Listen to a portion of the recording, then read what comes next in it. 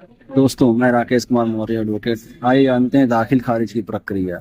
जब आप बैनामा करवाते हैं तो उसके बाद उस प्लाट या खेत का दाखिल खारिज कैसे करवाएं, ये सब जानकारी नहीं रहती है। आसान भाषा में बताता हूँ।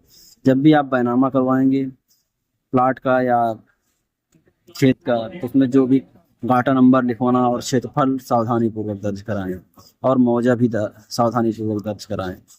जब आप बैनामा करवाएंगे तो रजिस्ट्रार ऑफिस से एक प्रति उस बैनामे की तहसीलदार कोर्ट में जाती है।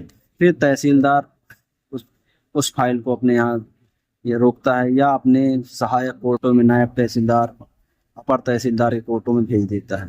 फिर वहाँ पर आप जाएंगे। पहले 35 दिन की एक डेट मिलती है। उस डेट को आप उपस्थित हो वहाँ पर, और उस दिन लेखपाल से कब्जे की एक रिपोर्ट लगवा के उसमें सबमिट करनी पड़ती है और अपना मूल बैनामा दाखिल करना पड़ता है।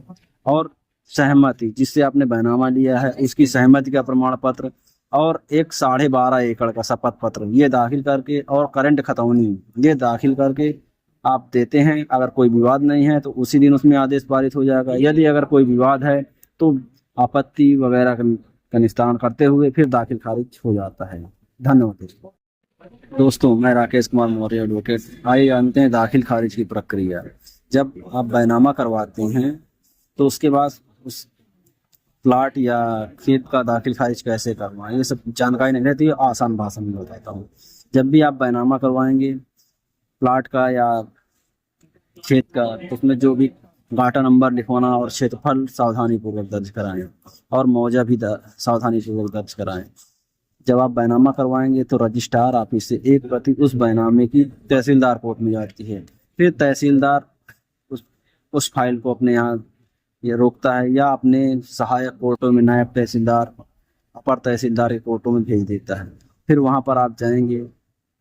पहले 35 दिन की एक डेट मिलती है। उस डेट को आप उपस्थित हो वहाँ पर, और उस दिन लेखपाल से कब्जे की एक रिपोर्ट लगवा के उसमें सबमिट करनी पड़ती है और अपना मूल बैनामा दाखिल करना पड़ता है।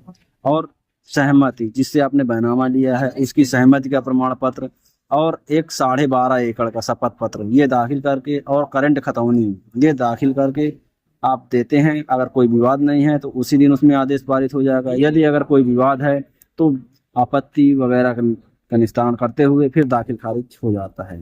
धन्यवाद। दोस्तों, मैं राकेश कुमार मौर्य एडवोकेट। आइए जानते हैं दाखिल खारिज की प्रक्रिया।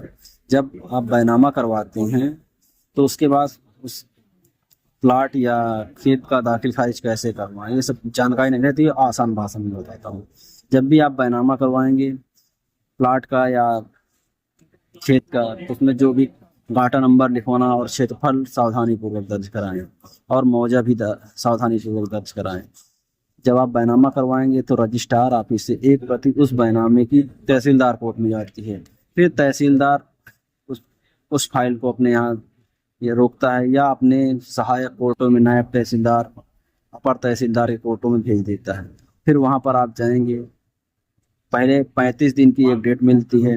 उस डेट को आप उपस्थित हो वहाँ पर, और उस दिन लेखपाल से कब्जे की एक रिपोर्ट लगवा के उसमें सबमिट करनी पड़ती है और अपना मूल बैनामा दाखिल करना पड़ता है। और सहमति, जिससे आपने बैनामा लिया है इसकी सहमति का प्रमाण पत्र और एक 12.5 एकड़ का शपथ पत्र ये दाखिल करके, और करंट खतौनी ये दाखिल करके आप देते हैं। अगर कोई विवाद नहीं है तो उसी दिन उसमें आदेश पारित हो जाएगा। यदि अगर कोई विवाद है तो आपत्ति वगैरह का निस्तारण करते हुए फिर दाखिल खारिज हो जाता है। धन्यवाद।